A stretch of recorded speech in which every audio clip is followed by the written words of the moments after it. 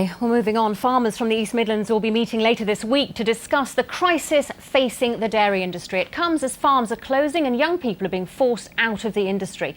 But what can be done to save dairy farms, and is the public prepared to pay more for their milk to help them?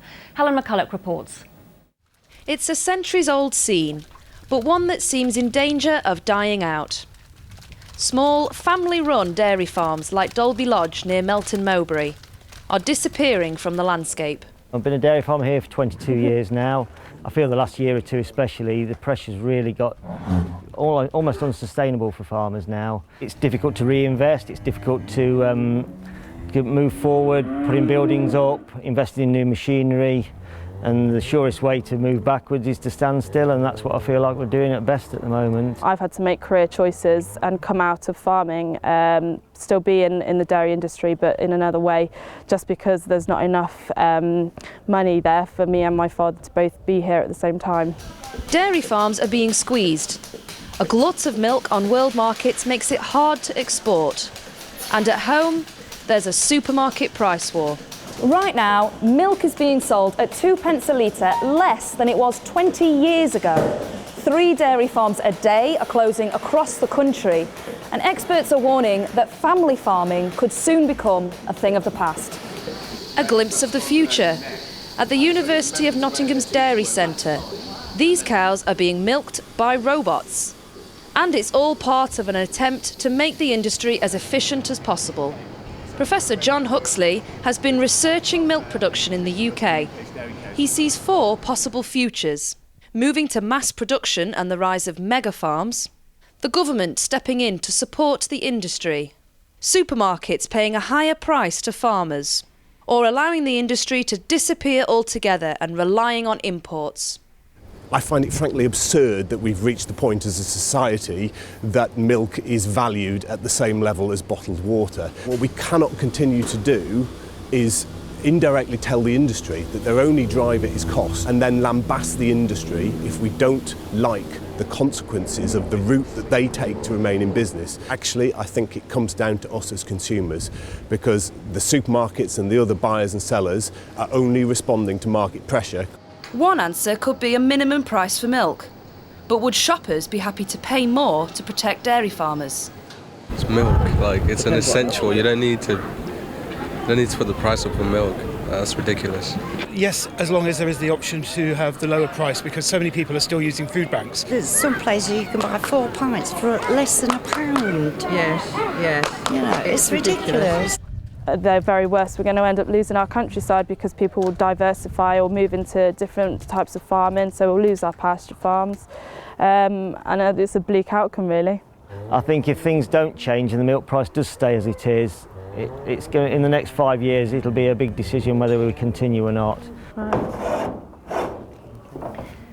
Well, we're joined now by Andy Guy, who's a former dairy farmer and the National Farmers Union advisor for Nottinghamshire. Thanks for coming in, Andy. Well, we heard dairy farmer Robert Kirk talking there, saying that he's now having to consider giving up, and he's not alone, is he? 20,000 farms have closed in the last 2 decades. What's the picture across the East Midlands here? It's just the same in the East Midlands, really. We're losing 3 dairy farmers a week across the country. Which is just unacceptable. In the last year, we've lost 56 farmers, dairy farmers across the Midlands in the last 12 months have gone out of business. And if more small dairy farms disappear, why should we really care? As long as we can get our milk from somewhere, which obviously we can. Dairy farming is really important on a whole range of scales. It's the reason that we have grassland in much of the lowland parts of the country. And that's important for biodiversity, for the countryside, for tourism, for all sorts of things like that. But more important than that really are the nutritional value of milk and dairy products. It's not just milk, don't forget, there's cheese and yoghurt and all of that kind of thing. That's an important part of our diet. And we simply can't import liquid milk. It's all very well saying that we can rely on imports. And that's fine for cheese and butter maybe, but liquid milk can't be imported. Okay. Well, Edward, if we won't help the steel industry, should we be offering help to farmers who already get subsidies? Well, there are a number of things that are already being done to help support the dairy industry, and my late grandparents were farmers, sheep and hop farmers, but they felt the same thing. International and global pricing pressures had a real impact. And I think what we've got to do here is recognise, exactly as Andy said, the impact that global economy is having, and that overproduction, for want of a better way of putting it, is having on commodity prices and the volatility that creates. What's already happened is there is already support going in this December, I think, for dairy farmers, and the Rural Payments Agency is looking at ways it can help support cash flow. But as I say, if we're not helping the steel industry, should we be helping farmers? Well, we are helping the steel industry in respect of those who've lost their jobs, in terms of supporting them through in their redundancy and in terms of getting them back into work. But in terms of farming here, what we're doing is actually working through the European Union at the moment, and in the September Council meeting there was agreement to take forward plans for a dairy futures market, which in a sense, if it works, and I hope it will help smooth out some of that volatility in prices, which will at least give dairy farmers a clearer sense of what the future holds in terms of pricing. John, there's just too much milk in the world market at the moment, and that's what's causing this problem, though, isn't it? Well, there's definitely issues in the global economy, and there are parallels with the steel industry, because one of the problems is that China, as I understand it, is not exporting as much anymore because they want to develop their own markets. But look, this is an important part of our economy. It's a very important part of the East Midlands economy, as indeed agriculture and more broadly food manufacturing is a big issue in the East Midlands. Because it's not just farmers going out of business, it's all the businesses connected to them, isn't it? That's right. For every farming job, there's a handful of jobs in the food chain, from the tanker drivers that collect the milk from the farms, the dairy processing, the retailers, the shops. But it is, I have to say, it is very different from the steel industry, because we're talking about a fundamental food here. Milk in the human diet is really important. And it's bringing in protein and particularly calcium and lots of other minerals and vitamins into the diet, which is so important. Everybody knows about osteoporosis and the importance of calcium in the diet for healthy bones and teeth. Is it's mass not production the same as the way forward? You say we shouldn't be importing, but what about mass production? And there seems to be a resistance to that in mega farms in this country so far. We see them in the States, but we don't want them here so far. Is it an answer? It's not a matter of shouldn't be importing. We can't import. That's an important difference. The mega farming question, I understand the resistance to the really big farms. And dairy farming is one of the last bastions of family farming. When you saw in the video of a typical family farm, it really is an important part of the countryside. OK, what about a minimum price then? Is that the answer? Is that the only way that we're going to really make an impact on this, setting a minimum price for milk? John?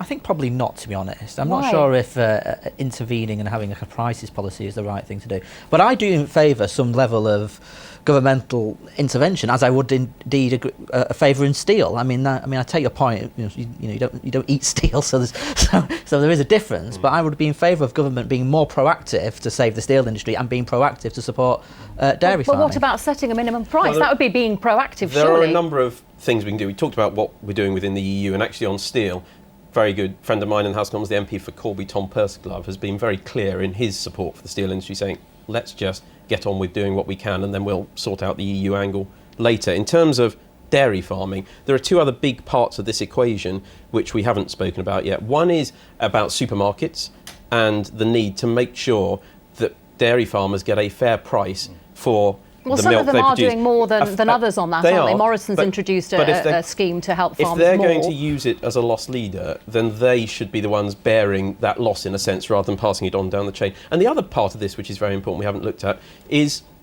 are the products which Andy touched on that are also part of the dairy industry. For example, cheese. I mean, I think in this country, only about 37% of what we consume is produced in the UK. Okay. Our farmers produce fantastic cheese. We all have a role to play in buying British and supporting our farmers. Well, DEFRA does say that they are doing certain things to help in this situation. That's the government ministry which looks after farming. And it says it's won money from the EU to support dairy farmers. That's worth £1,800 per farm, £1,800 per farm. So it says it is trying. Yeah, I mean, is that enough? That package is a good start. What we need from government, I have to say, is to make sure that money is paid promptly to farmers. There's two issues here. There's the short-term issue for farmers. They need their money quickly because they're in a cash flow crisis. And they can't pay their bills. They can't buy their own food in the shops and at the moment because they don't have money. until something's done about that, you think more of them will go out of business? That's right. And these guys have got that responsibility. OK. Andy, we're going to have to leave it there. Thanks very much for coming into the studio. Well, a £1 billion a year boost to our economy and hundreds of thousands of new jobs. That's the promise from a body being formed to look after transport across the whole of the Midlands. It's promising big infrastructure projects to link up our cities by road and rail. But can Midlands Connect really deliver? Here's our political editor, Tony Rowe. Commuters are used to delays, but it's not just a frustration for drivers, it's holding our region's economy back. Now the government wants a coalition of 40 local authorities and business groups across the East and West Midlands to come up with a plan to improve the transport infrastructure. The aim of Midlands Connect will be to cut journey times. Between the hours of, say, 7 and 9, and also between 3 and 5 p.m. or 3 and 6 p.m, those roads you can pretty much add half an hour onto your journey time then. So anything that can help us with that will be a bonus for our industry. And it's not just the delivery business. This Derby manufacturer produces high-tech parts for the aerospace and Formula One industries. Their customers aren't used to hanging around. Transport's absolutely critical. We need to be in front of our customers first, in front of all of our competitors every single day, and we're delivering parts 3 or 4 times a day up and down the country. It's critical. We've won a new client who's based in the Gatwick area. We haven't made the last 4 meetings on time, and the inconsistencies from Derby to Gatwick are alarming. The launch of Midlands Connect involved a who's who of councillors from the East and West Midlands, but for some in the audience, the details were still vague. I don't think we can actually hope to see anything in less than 10 years, because both rail and road major projects take a long time planning. I was a little bit disappointed that nobody seemed to realise that the pause for just a few months in the Midland Main Line electrification plans had actually moved the final delivery date back by 4 years. For months now, council leaders from across the Midlands have been coming down to the Department for Transport and asking for more control on spending to do with rail and transport. And now the government has said yes. That'll mean £1 billion of investment a year, 300,000 new jobs. But there's a new problem. Who's going to do the work? The Royal Institution of Chartered Surveyors says the region's facing its biggest shortage of skilled construction workers for 11 years. Many skilled workers have dropped out of the industry in the recession and haven't been replaced. Cutting congestion and improving transport seems a destination everyone can agree on. How we get there is likely to be a tougher question to answer.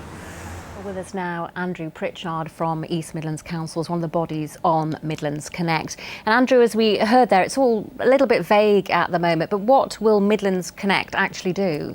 Over the next 18 months, they're going to be working very hard to develop a long-term transport strategy for the Midlands, which can support economic growth and can start to shape the government investment programmes for the period post-2020. Why is it necessary? Well, I think it's really important that collectively we look at some of the big challenges facing the Midlands. Local enterprise partnerships individually and councils individually can do stuff in their patch, which is really important. But there is a bigger picture here, and there's some bigger transformational projects that we need to bring on tap to make a real difference to our economy. And how will it be funded? Well, to date, we've been funded through local enterprise partnerships, and that's funded the work we've done so far. The Department of Transport has seen what we've done and like it, so they're now putting some cash into us as well. Okay. So over the next 18 months, we've got a real opportunity, I think, so this has been good. A real opportunity, John Ashworth, but is there a danger that if we team up with the West Midlands, the East Midlands could lose out? Because obviously the West Midlands is a very powerful region with Birmingham at its heart. Well, it's important that we have good transport links to the West Midlands, but there's a broader problem here. This is another area where the East Midlands historically has not done as well as other regions. I think in terms of transport spend, we're still very low down the regional league tables. And so do you see this helping? I think it should help, but again, a bit like Midland Main Line and one or two issues that we've discussed on this programme over the years, I think all MPs have got to work together on this. It's not a party political issue, and really bang the drum for the East Midlands, because for whatever reason, we as a region always seem to come off worse on a lot of these types of investment opportunities.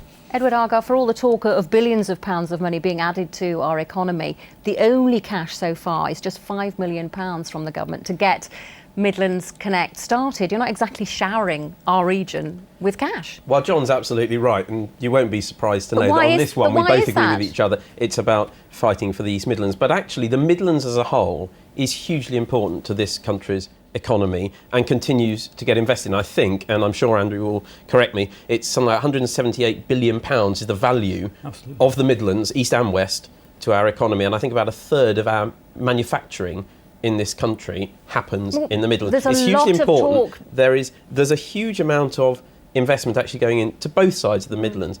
HS2 will have an impact, a positive one, in terms of economic growth on both of our regions. But we're losing out, is what John's saying so far on funding. I think John's right to a degree that the East Midlands tends not to either shout as loud or get as much under governments of whichever persuasion compared to the West Midlands. And that's one of the things that John and I, regardless of party politics, as he said, will be banging the drum for, to make sure we get our fair share. All this talk recently, it seems to be every other day, the Midlands engine, the idea that our region is a manufacturing powerhouse for the whole country. Is that just words, or is there substance? Well, it to will that? just be words if it's not backed up with the investment, and that's why I personally was very angry when the Midland Main Line electrification got delayed, and as we heard in the package, that delay has actually added years to the completion of it. So we need to be pushing government to really put their money where their mouth is when it comes to the Midlands. We did it on Regional Growth Fund, remember? Yes. You know, we were the bottom of the pile on Regional Growth Fund, and all MPs got together and said this isn't good enough,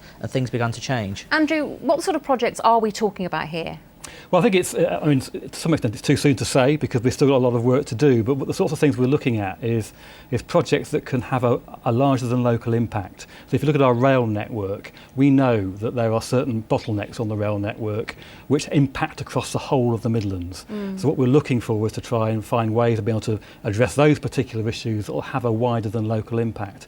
And similarly on the road network as well, there are some key corridors which we know are not, working as well as they should do. And we look very closely at trying to make sure that they can be more effective in the future. Well, David Cameron and George Osborne back in February talked about making the motorways 4 lanes wide, improving east-west rail links and making the most, of course, of HS2. But as John Disney pointed out in our film, the few months pause that we've had in Midland Mainline just recently has set that whole project back by several years. Who's to say that that won't happen again? We've seen under, again, governments of both parties, major capital and infrastructure projects can be complex and can sometimes be delayed or take longer than anticipated. And what we saw with the East Midlands Mainline electrification was exactly what the Secretary of State actually said it was, which was a pause, not a cancellation, as some suggested. It was a pause to make sure that the money was there, that it was robustly modelled, and that it could actually be delivered, and be delivered in the way that the taxpayer would expect it to be. I'd much rather that than going ahead with it and suddenly finding the money wasn't there or it went over budget. I think what's been done is prudent and sensible to make sure it does actually happen. So what happens next then, Andrew? Well, as I say, over the next 18 months, we've got a big job working with local councils, LEPs and crucially businesses to really understand some of the challenges that they're facing and to be able to put together a strategy which has some really hard-edged outputs that we can then put to government and say, these are the key projects that are going to unlock the Midlands over the longer term. When will we actually see Midlands Connect beginning these projects and making a real difference to the Midlands? Well, I hope particularly the East Midlands. Well, I hope that what we're going to see is that there are already some projects which are in the pipeline for Network Rail and Highways England. We're going to give a real boost to some of those in the short term. Thanks very much.